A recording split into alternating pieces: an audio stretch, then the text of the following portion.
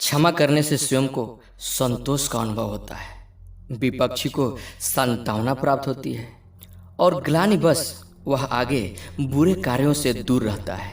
क्षमा करने से बिगड़े हुए संबंधों को सुधारा जा सकता है, मन ही मन में होने वाले दुख से मुक्त हो सकते हैं। आइए इसे एक जैन फकीर की कहानी के माध्यम से समझते हैं। एक जैन फकीर रिझाई एक गांव के रास्ते से गुजर रहा था। तभी एक आदमी पीछे से आया और उसे लकड़ी से मारकर भाग गया।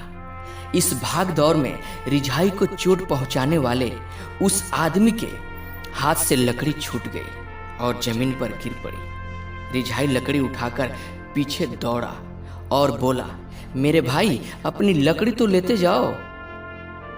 यह सब एक दुकान का मालिक देख रहा था। उसने ऐसी विचित्र लीला पहले कभी नहीं देखी थी। दुकान के मालिक ने कहा, पागल हो गए हो तुम?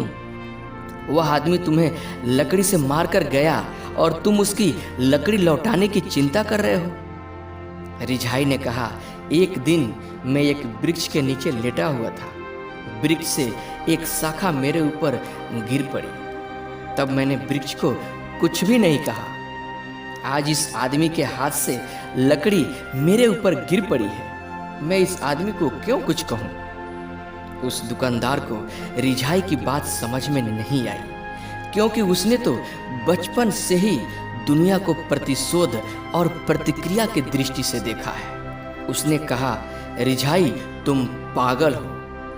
वृक्ष से शाखा का गिरना और बात है, इस आदमी से लकड़ी तुम्हारे ऊपर मारना वही बात नहीं है। रिझाई कहने लगा, मेरे लिए तो सदा एक सी ही बात रही है। और यह कहकर रिझाई एक दूसरी घटना सुनाने लगा। एक बार मैं नाव खे रहा था। एक खाली नाव आकर मेरी नाव से टकरा गई। मैंने कुछ भी नहीं कहा। रिझाई ने अपनी कहानी आगे बढ़ाई।